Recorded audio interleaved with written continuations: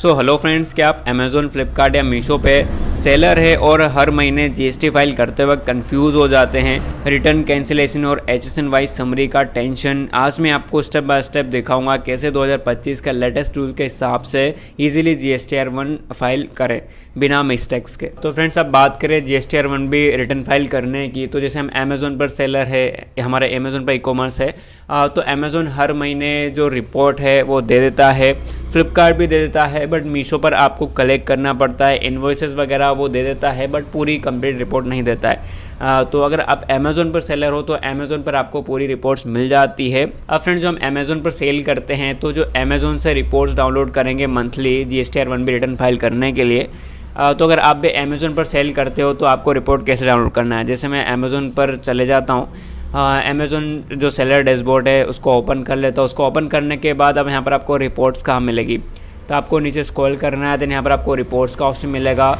उसके बाद यहाँ पर आपको जो मैनेज टैक्सेस का ऑप्शन मिलेगा, आपको सिंपली इस पर क्लिक करना है। इस पर क्लिक करने के बाद यहाँ पर आपको डाउनलोड रिपोर्ट का ऑप्शन मिलेगा, आपको सिंपली डाउनलोड रिपोर्ट्स पर क्लिक करना है। डाउनलोड रिपोर्ट्स पर क्लिक करने के बाद अब यहाँ पर आपको merchant tax report, MTR, stock transfer report, STR दोनों तरह की रिपोर्ट मिलती है। तो हमें मर्चेंट टैक्स रिपोर्ट MTR को जो डाउनलोड करना होता है, उसके बाद यहाँ पर आपको सिलेक्ट ईयर का ऑप्शन मिलता है। जिस भी ईयर का आपको रिपोर्ट डाउनलोड करना हो, ईयर सिलेक्ट कर लेना है। सिलेक्ट मंथ, जिस भी मंथ की आपको रिपोर्ट डाउनलोड करना है, जुलाई, अगस्त, सितंबर, वो मंथ आपको सिलेक्ट कर लेना है। जैसे हमको सितंबर मंथ की जो रिपोर्ट डाउनलोड करना है, तो हमने सितंबर सिलेक्ट कर लिया। उसके बाद यहाँ पर आपको B2B और B2C दो ऑप्शन मिलते हैं। तो जो B2C है वो नॉर्मल कस्टमर्स के लिए, मतलब कि जो GST रजिस्टर्ड नहीं है, ऐसे कस्टमर जो बिना GST वाले हैं। और जो B2B है, जिनके पास GST है, जिन्होंने GST का यूज़ करा है अपने और ऑर्डर किया है, तो जो GST वाले ऑर्डर्स आते हैं उनकी रिपोर्ट आपको B2B मिलेगी, बिजनेस वाले कस्टमर। और जो नॉर्मल कस्टमर्स है, जिनके पास GST वगैरह नहीं है, ऐसे कस्टमर्स की रिपोर्ट आपको B2C मिलेगी। तो जो सबसे ज़्यादा कस्टमर वाली रिपोर्ट से आपको B2C मिलेगी। और जो B2B वाली है, तो कभी कभी 1 से 2 कस्टमर्स के आपके पास ऑर्डर्स आते हैं, बहुत कम आपको जो B2B वाले कस्टमर मिलते हैं। सबसे ज़्यादा आपको जो B2C वाले कस्टमर ही मिलते हैं। तो आपको ये सारी चीज़ सिलेक्ट करने के बाद अब यहाँ पर आपको ऑप्शन मिलता है डाउनलोड रिपोर्ट का। आपको सिंपली डाउनलोड रिपोर्ट पर क्लिक करना है। तो यहाँ से आपकी जो भी मंथली रिपोर्ट्स है अमेज़ोन की, वो डाउनलोड हो जाएगी। डाउनलोड हो जाने के बाद मैं चले जाता हूँ अपने फाइल मैनेजर में। फाइल मैनेजर में चले जाने के बाद मैंने यहाँ पर जो B2C और B2B दोनों ही रिपोर्ट्स डाउनलोड कर ली है। तो मैं सिंपली यहाँ पर B2C पर क्लिक करता हूँ और इस रिपोर्ट्स को ओपन कर लेता हूँ। तो जो हमारी रिपोर्ट्स है वो आ चुकी है, मैं इसको हटा देता हूँ। देन रिपोर्ट को ओपन कर लेता हूँ। रिपोर्ट को ओपन करने के बाद आप देख सकते हो जो भी आपकी रिपोर्ट्स है वो एक्सेल पर आ जाती है। अब यहाँ पर आपके जो सितंबर मंथ के जितने भी ऑर्डर रिफ़ंड हुए हैं, कैंसिल हुए हैं, डिलीवर हुए हैं, वो सारा डाटा यहाँ पर आपको देखने को मिल जाएगा। वो जो भी GST की रिपोर्ट है वो यहाँ पर अमेज़ोन दे देता है। तो यहाँ पर आप देख सकते हो रिफ़ंड वाले ऑर्डर्स भी हमारे पास, कैंसिल वाला भी है, शिपमेंट वाला भी है, सारे ऑर्डर्स मिल जाते हैं। तो यहाँ पर आपको इसके सामने ऑर्डर ID मिल जाता है, शिपमेंट ID मिल जाता है। उसके बाद यहाँ पर आप देखोगे आगे जाके, तो यहाँ पर आपको एसएसएन कोड वगैरह तो सारी डिटेल्स मिल जाती है, मतलब कि आपका ऑर्डर कहाँ से निकला है, आपका स्टेट, आपका सिटी, उसके बाद कहाँ पर डिलीवर हुआ है, जो भी आपका प्रोडक्ट का अमाउंट था टोटल, उसके बाद जो भी इनवॉइस अमाउंट था, जो टैक्स अमाउंट था, उसके बाद जो IGST लगा, CGST है, SGST है, तो सारी की सारी डिटेल यहाँ पर आपको मिल जाती है इस टेबल में। इस टेबल को देखकर आप जो GSTR1 भी रिटर्न फाइल कर सकते हो। तो अब आपको इस टेबल को देखकर जो GSTR1 भी रिटर्न फाइल कैसे करना है, तो फिर से फ्रेंड्स अब आपको आ जाना है। आपको जो भी GST पोर्टल को आपको लॉगिन कर लेना है। GST पोर्टल को लॉगिन कर लेना है। मैं यहाँ पर कंटिन्यू पर क्लिक करता हूँ। देन मैंने यहाँ पर जो GST पोर्टल को लॉगिन कर लिया। लॉगिन करने के बाद फ्रेंड्स अब यहाँ पर आपको GSTR1 भी रिटर्न फाइल करने के लिए सर्विस पर क्लिक करना है, रिटर्न पर आना है, रिटर्न डैशबोर्ड पर क्लिक करना है। रिटर्न डैशबोर्ड पर क्लिक करने के बाद आपको थोड़ा वेट कर लेना है। पेज ओपन हो जाने के बाद यहाँ पर आपको क्वार्टर सेलेक्ट कर लेना है। जैसे कि यहाँ पर आपको जुलाई टू सितंबर का GSTR1 भी रिटर्न फाइल करना है, तो मैंने जुलाई टू सितंबर क्लिक किया। देन यहाँ पर आपको पीरियड मिलता है, जुलाई, अगस्त, सितंबर, कौन से मंथ की आप जो GSTR1 भी रिटर्न फाइल करने वाले हो। तो हम तो सितंबर की करना है, तो हमने सितंबर सेलेक्ट किया। सर्च पर क्लिक किया। सर्च पर क्लिक करने के बाद नीचे स्क्रॉल करना है। देन यहाँ पर आपको ऑप्शन मिलता है प्रिपेयर ऑनलाइन वाला। आपको सिंपली प्रिपेयर ऑनलाइन पर क्लिक करना है। प्रिपेयर ऑनलाइन पर क्लिक करने के बाद अब हमने यहाँ पर जो पहले ही कुछ चीज़ें फिल कर रखी है, ताकि आपको ज़्यादा समय नहीं लगेगा समझाने के लिए। तो यहाँ पर आप फ्रेंड्स जो अमेज़ोन पर आप सेल करते हो तो यहाँ पर आपको जो B2C में जो सारी चीज़ें फिल करनी होती है, जो भी आपके ऑर्डर्स डिलीवर हुए हैं, तो यहाँ पर आपको 2 B2C मिलते हैं। एक तो B2C लार्ज इन्वॉइसेस वाला और एक और मिलता है आपको B2C अदर्स वाला। तो जो B2C लार्ज है वो बड़े इन्वॉइसेस मतलब कि जिनके पास बहुत ज़्यादा ऑर्डर्स आते हैं उनके लिए होता है। तो आपको जो सिंपली आपके पास कम ऑर्डर्स है, आपका छोटा बिजनेस है, तो आपको जो B2C अदर्स पर ही क्लिक करना है और जितने भी सारे ऑर्डर्स आपके आए हैं वो सारे आपको B2C अदर में ही फिल करना है। अब फ्रेंड्स मान लो कि जितने भी आपके ऑर्डर डिलीवर हुए सक्सेसफुली, जैसे मैं यहाँ पर आपको टेबल जो रिपोर्ट्स है वो ओपन करके दिखा देता हूँ। तो हमारे कितने ऑर्डर सक्सेसफुली डिलीवर हुए हैं, जो शिपमेंट लिखा है वो आपके जो ऑर्डर है वो सक्सेसफुली डिलीवर हुए हैं। तो मैंने शिपमेंट पर क्लिक किया। इस ऑर्डर का मेरे को GST रिटर्न फाइल करना है B2C अदर्स में। तो फिर से मैं पोर्टल पर आ गया। पोर्टल पर आने के बाद अब यहाँ पर आप देख सकते हो जो हमारा पहला ऑर्डर था दिल्ली वाला, उसका डाटा हमने यहाँ पर फिल किया है। अब जैसे ऐड रिकॉर्ड पर क्लिक करोगे, ऐड रिकॉर्ड पर क्लिक करने के बाद जो नया पेज ओपन हो जाता है और यहाँ पर आपको जो सारा डाटा फिल करना होता है। अब यहाँ पर मैं आपको दिखा देता हूँ। फिर से मैं रिपोर्ट को ओपन करता हूँ। रिपोर्ट को ओपन करने के बाद अब हमें यहाँ पर जो पहले क्या चाहिए, तो पहले हमें चाहिए यहाँ पर POS, मतलब कि कौन से स्टेट में ऑर्डर डिलीवर हुआ था। तो फिर से मैं टेबल को ओपन करता हूँ। उसको ओपन करने के बाद हम यहाँ पर जो स्टेट को देखेंगे तो जो हमारा ऑर्डर था वो दिल्ली में डिलीवर हुआ था, दिल्ली। तो हम यहाँ पर जो दिल्ली डाल देंगे। जैसा फिर से ओपन करता हूँ। जो POS है यहाँ पर आपको जो दिल्ली सिलेक्ट करना पड़ेगा। यहाँ पर आप देख सकते हो दिल्ली कहाँ पर है। यहाँ पर आपको दिल्ली सर्च करना है। POS में जिस भी स्टेट में डिलीवर हुआ है उस स्टेट को आपको सिलेक्ट करना है। जैसे मैंने दिल्ली सिलेक्ट किया, उसको टैक्सेबल वैल्यू होती है, तो टैक्सेबल वैल्यू आपको फिर से रिपोर्ट को ओपन करना है।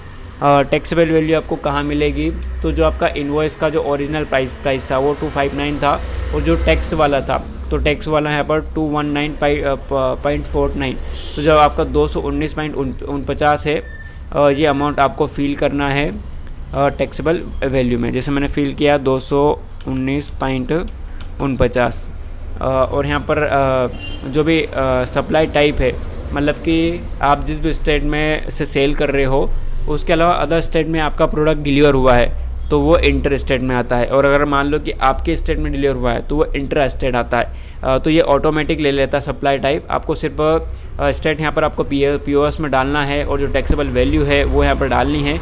और यहाँ पर आपको जो रेट सिलेक्ट करना पड़ता है आपकी प्रोडक्ट पर कि कितना % रेट लगा है। तो यहाँ पर वो चीज़ भी आपको मिल जाएगी 18% जैसे होता है नॉर्मल। ये देख सकते हो IGST रेट यहाँ पर 18% दिखा रहा है। तो आपको जो 18% यहाँ पर आपको सिलेक्ट कर लेना है। सिलेक्ट पर क्लिक करना है, देन यहाँ पर आपको 18% पर क्लिक करना है। तो जिसका IGST है वो ऑटोमेटिकली यहाँ पर ले लेता है। तो इस तरह से आपको जो भी इन डिटेल्स को ऐड करनी है, जितने भी आपके ऑर्डर डिलीवर हुए हैं, यहाँ पर आपको स्टेट सिलेक्ट करना है। यहाँ पर आपको जो टैक्सेबल वैल्यू जो अमाउंट है टैक्स कट करके वो पूरा अमाउंट यहाँ पर ऐड करना है। और सप्लाई टाइप ऑटोमेटिक ले लेता है और जो भी आपका रेट है वो यहाँ पर आपको ऐड करना है 18% का। और उसके बाद यहाँ पर आपको नीचे स्क्रॉल करना है। स्क्रॉल करने के बाद यहाँ पर आपको ऑप्शन मिलता है सेव वाला, आपको सिंपली सेव पर क्लिक कर देना है। तो हमारे पास जो ऑलरेडी सेव हैं तो हम सिंपली बैक पर क्लिक करते हैं। आप देख सकते हो यहाँ पर हमारा जो दोनों प्रोडक्ट का रेट 18% था। एक हमारा दिल्ली में डिलीवर हुआ था और एक हमारे स्टेट में डिलीवर हुआ था MP में। तो हमने दोनों पर ही 18% जो GST था वो लगा था हमें। टोटल टैक्सेबल वैल्यू तो एक की 219.49 थी और एक की 219.50 थी। एक पर IGST लगा जो कि अदर स्टेट में हमारा डिलीवर हुआ था वो 39.51 और जो दूसरा हमारे स्टेट में डिलीवर हुआ था उस पर हमें CGST लगा है और SGST लगा है। तो दोनों 19.74 लगा है और जो सेस था वो 000। तो ये सारी चीज़ें फिल कर देना है आपको।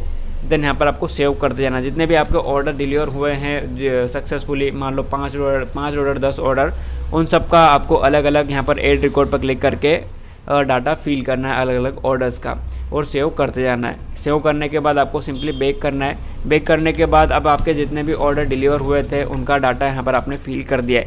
जैसे हमारे टोटल 2 ऑर्डर डिलीवर हुए थे तो हमने दो ऑर्डर का डाटा यहाँ पर फिल कर दिया है। मैं यहाँ पर आपको रिपोर्ट में भी दिखा देता हूँ। रिपोर्ट में क्लिक किया, देन यहाँ पर हमारा जो शिपमेंट वाले ऑर्डर है जो शिपमेंट दिखा रहा है वो 2 ऑर्डर सक्सेसफुली डिलीवर हुए थे, बाकी 2 कैंसिल हुए और 2 रिफ़ंड हुए।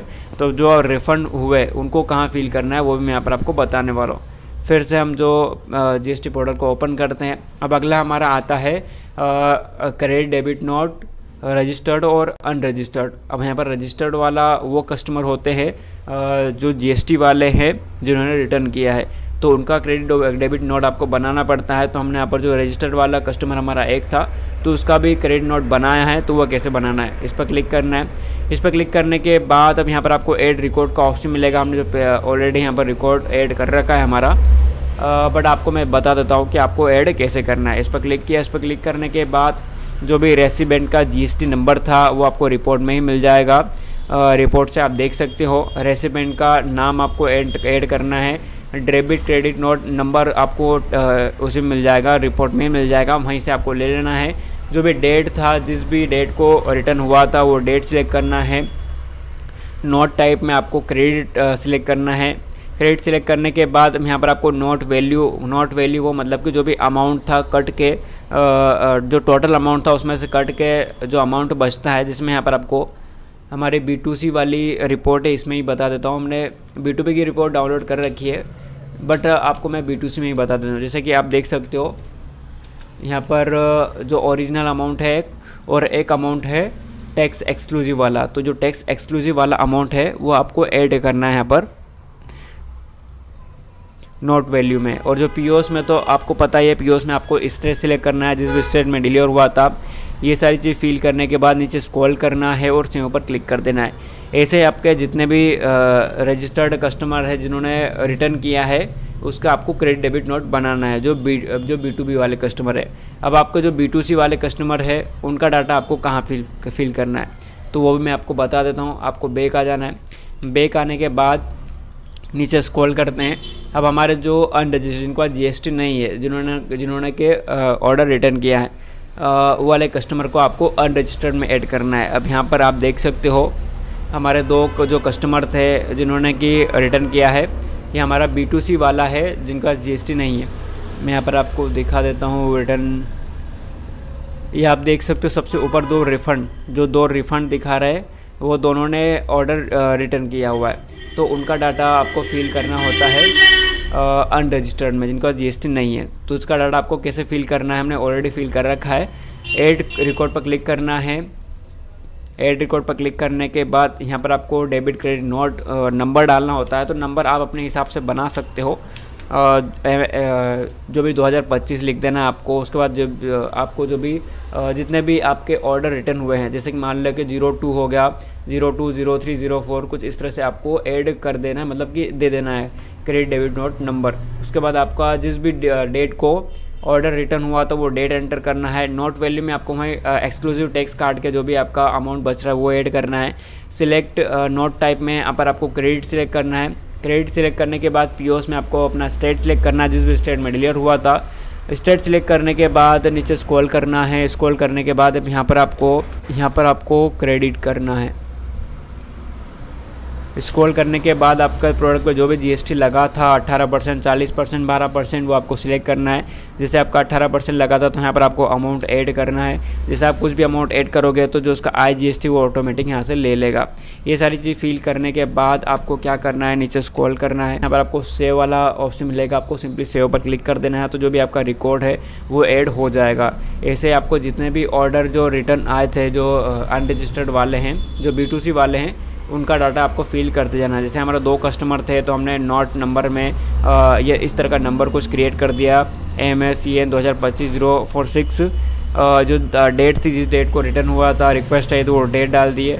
नोट टाइप में दोनों हमने क्रेडिट कर दिया है। टैक्सेबल वैल्यू में अमाउंट डाल दिया है, जो IGST टैक्स लगा वो डाल दिया है और इनको सेव कर दिया। इनको सेव करने के बाद आपको नीचे सेव का ऑप्शन मिलेगा, उसको सिंपली सेव कर देना है। सेव हमने पहले से करा हुआ है तो हम तो सिंपली बैक आ जाते हैं। बैक आने के बाद अब नेक्स्ट आता है हमारा HSN वाइज समरी। अब HSN वाइज समरी में यहाँ पर आपको HSN वाइज समरी ऐड करनी होती है। जो B2C है, B2B वाला है, B2B में ऐड करना है, और जो B2C वाला है उनको B2C में आपको ऐड करना होता है। तो आप देख सकते हो कि हमने यहाँ पर दोनों का डाटा फिल कर दिया है। अब एचएसएन वाइज समरी में आपको क्या फील करना होता है, जो भी आपके ऑर्डर डिलीवर हुए थे सक्सेसफुली, उन ऑर्डर्स का डेटा यहाँ पर आपको फील करना होता है। जैसे कि आप देख सकते हो यहाँ पर हमने फिल कर रखा है एचएसएन नंबर, जो भी आपका प्रोडक्ट का एचएसएन नंबर था वो एचएसएन नंबर हमने डाल दिया है। डिस्क्रिप्शन में यहाँ पर आपका जो भी प्रोडक्ट है वो उस प्रोडक्ट का नाम आपको डालना है। उसके बाद जो डिस्क्रिप्शन एचएसएन पर ये ऑटोमेटिक ले लेता है। यूकेसी में नॉस नंबर्स डाल दिया है। टोटल क्वांटिटी तो हमारे जो ऑर्डर्स थे, टोटल 2 ऑर्डर्स थे, तो 2 ऑर्डर्स के हमने 2 यहाँ पर ऐड कर दिया। उसके बाद ऑप्शन मिलता है पर आपको टोटल टैक्सेबल वैल्यू वाला, तो जो 2 ऑर्डर्स को प्लस करके जितना भी अमाउंट बन रहा था वो हमने यहाँ पर टोटल कर दिया। मान लो कि 200 का आपका एक ऑर्डर था, 200 के 2 ऑर्डर हो गए तो 400 रुपये यहाँ पर हमने ऐड कर दिए, 438 रुपये। उसके बाद जो रेट था 18% था तो 18% ऐड कर दिया। IGST हमारा एक ऑर्डर पे 219.50 था, और बाकी जो हमारे स्टेट में डिलीवर हुआ था उस पर CGST और HGST लगा, तो दोनों का हमने 19.76 ऐड कर दिया। मैं यहाँ पर आपको ऊपर टेबल में समझा देता हूँ। अब यहाँ पर आपको अपना प्रोडक्ट का HSN नंबर डालना है। डिस्क्रिप्शन में जो भी आपका प्रोडक्ट है वो ऐड करना है। Product name as in master, इसको आपको ब्लैंक छोड़ना है। डिस्क्रिप्शन इसको ब्लैंक छोड़ना है। यूकेसी में यहाँ पर आपको नॉस नंबर्स का ऑप्शन मिलेगा, आपको नॉस नंबर सिलेक्ट करना है। टोटल क्वांटिटी आपके ऑर्डर्स के, टोटल 2 ऑर्डर हमारे थे, हम 2 ऑर्डर यहाँ पर आपको डालना है। टोटल टैक्सेबल वैल्यू उन 2 ऑर्डर्स का जितना भी अमाउंट था उनको प्लस करना है। मतलब कि जो एक्सक्लूसिव टैक्स टोटल, जैसे कि 250 का ऑर्डर था उसको काट के जो एक्सक्लूसिव टैक्स आता है, जैसे मैं यहाँ पर आपको दिखा देता हूँ फिर से। जो आपका प्रिंसिपल, जो टोटल अमाउंट आपका 249 है, तो जो प्रिंसिपल वाला एक्सक्लूसिव टैक्स है उसको आपको ऐड करना है दोनों ऑर्डर्स का, दोनों को प्लस करके यहाँ पर आपको इकट्ठा यहाँ पर डाल देना है, इसमें ऐड कर देना है टोटल टैक्सेबल वैल्यू में। उसका रेट आपको 18% दे देना है। अब यहाँ पर आपको इंटीग्रेटेड टैक्स में मान लो कि एक ऑर्डर हमारे स्टेट में डिलीवर हुआ था, उस पर हमें CGST और HGST लगेगा, और जो अदर स्टेट में हुआ था उस पर IGST लगेगा। तो एक ऑर्डर पर आपका जो भी अमाउंट था उस पर आपको इंटीग्रेटेड टैक्स निकालना है, IGST निकालना है, और जो दूसरा आपके ऑर्डर आपके स्टेट में डिलीवर हुआ था उस पर आपको CGST और HGST निकालना है, और दोनों में CGST HGST फिल करना है और एक में IGST फिल करना है। ये सारी चीज़ें फिल करने के बाद आपको सिंपली यहाँ पर ऐड का ऑप्शन मिलेगा, ऐड पर क्लिक कर देना है। देन सबसे लास्ट में आके आपको सेव का ऑप्शन मिलेगा, आपको सेव पर क्लिक करके इनको सेव कर देना है। तो ये आपका डाटा सेव हो जाता है HSN वाइज समरी वाला। अब जो नेक्स्ट आता है हमारा डॉक्यूमेंट इशूड वाला, तो डॉक्यूमेंट इशूड पर क्लिक करोगे तो यहाँ पर आपके जितने भी डॉक्यूमेंट इशूड हुए थे, मान लो कि आपको टोटल 7 ऑर्डर्स मिले थे, जिनमें से कुछ ऑर्डर आपके कैंसिल हुए थे, कुछ रिटर्न हुए थे और कुछ डिलीवर हुए थे। तो यहाँ पर आप देख सकते हो हमने यहाँ पर फ्रॉम में 2 ऑर्डर्स डाल दिए जो कि हमारे सक्सेसफुली डिलीवर हुए थे।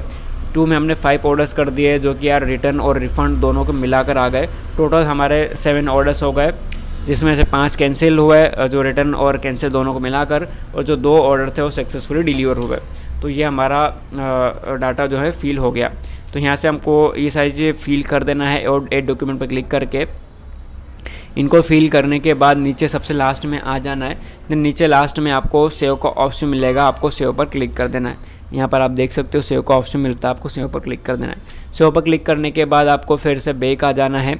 बैक आने के बाद ये सारी चीज़ें आपकी जो फील हो जाती है, आप देख सकते हो हमारे जो भी ऑर्डर डिलीवर हुए थे सक्सेसफुली वो B2C अदर्स में हमने सारे ऐड कर दिए। उसके बाद जो GST वाला कस्टमर था जिसने कि रिटर्न कर दिया था, तो उस रिटर्न का डाटा हमने रजिस्टर में ऐड कर दिया है। और जो जिनके पास GST नहीं थी, जिन्होंने भी प्रोडक्ट रिटर्न किए थे, तो उनका भी क्रेडिट डेबिट नोट बना दिया हमने अनरजिस्टर्ड में।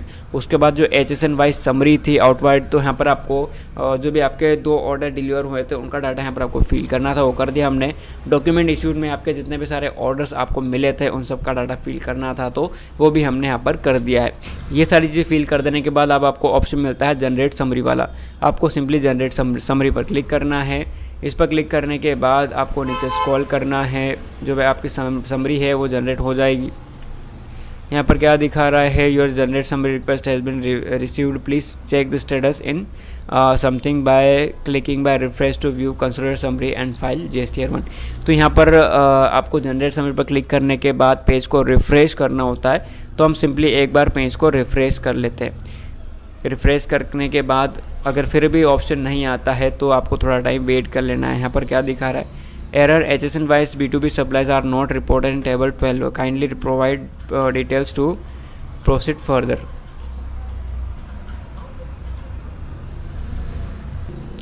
तो फ्रेंड्स यहाँ पर वार्निंग का ऑप्शन मिल रहा है, तो आपको यस पर क्लिक कर देना है। यस पर क्लिक करने के बाद थोड़ा टाइम वेट करना है, देन नीचे स्क्रॉल करना है। तो यहाँ पर आपको फिर से जनरेट समरी का ऑप्शन मिलता है। हमारे पास कुछ एरर्स दिखा रहा है, return form is already ready to be filed, please click refresh icon to see change in status.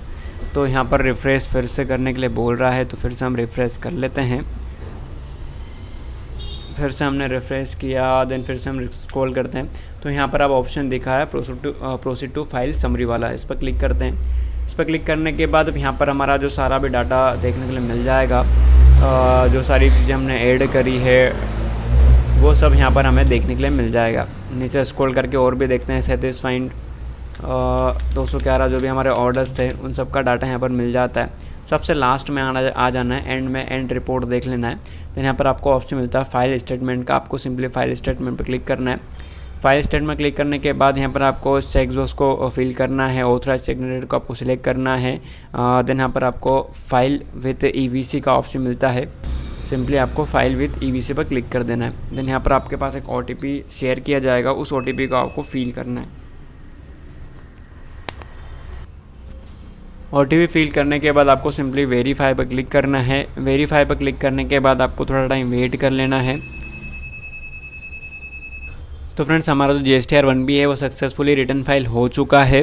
तो इस तरह से आप जो GSTR 1B को रिटर्न फाइल कर सकते हो, ये तरीका मिल जाता है। अब यहाँ पर हमें चेक करने के लिए क्या करना होगा, फिर से सर्विस पर आते, रिटर्न पर आते हैं, रिटर्न डैशबोर्ड पर क्लिक करते हैं। इस पर क्लिक करने के बाद थोड़ा वेट कर लिया, वेट करने के बाद जो पेज ओपन हो गया।